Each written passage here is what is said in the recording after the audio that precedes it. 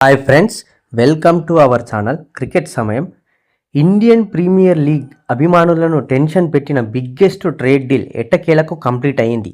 ఎప్పుడో పూర్తవ్వాల్సిన Sanju Samson, Ravindra Jadeja trade deal IPL 2026 retention గడువు రోజున ముగిసింది.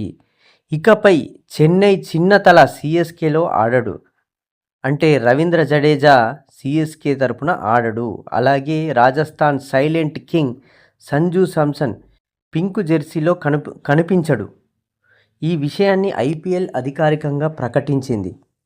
CSK రాజస్థాన్ స్వాప్ డీల్తో రవీంద్ర జడేజా పారితోషికంలో మార్పులు చోటు చేసుకున్నాయి.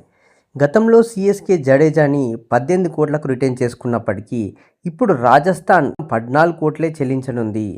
మరోవైపు సంజు శాంసన్ మాత్రం తన ప్రస్తుత 18 కోట్ల ఫీజుతోనే CSKకు మారాడు. 177 IPL మ్యాచ్లు ఆడిన శాంసన్ 2022లో రాజస్థాన్ను ఫైనల్స్కు తీసుకెళ్లిన కెప్టెన్గా గుర్తింపు తెచ్చుకున్నాడు.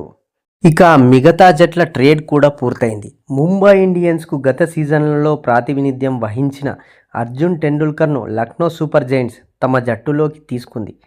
Sun Risers Hyderabad senior pacer Mohammed Shami కూడా ఈ మార్పుల్లో భాగమై రిషబ్ పంత్ కెప్టెన్సీలో ఆడనున్నాడు. అంటే లక్నో సూపర్ జైంట్స్కు ఆడనున్నాడు మహమ్మద్ షమి. ఇతర ట్రేడ్ మార్పుల్లోనూ కీలక మార్పులు కనిపించాయి.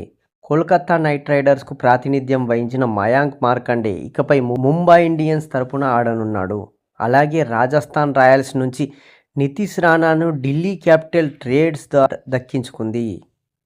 ఈ మార్పులు IPL 2026 సీజన్కు ముందు జట్ల కాంబినేషన్లో భారీ మార్పులను సూచిస్తున్నాయి. శామ్ కరన్ కూడా రాజస్థాన్ రాయల్స్కు కీలక బలంగా మారనున్నాడు. 64 IPL మ్యాచ్లు ఆడిన ఈ England allrounder Punjab Kings, CSK జట్లలో కీలక పాత్ర పోషించాడు.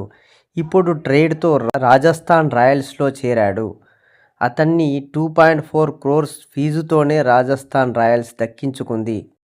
ఓకే ఫ్రెండ్స్, IPL అప్డేట్స్ వస్తూనే ఉంటాయి. ఇంకా మరిన్ని అప్డేట్స్ చూడాలంటే నా ఛానల్ని సబ్స్క్రైబ్ చేయండి friends. Okay, thank you friends.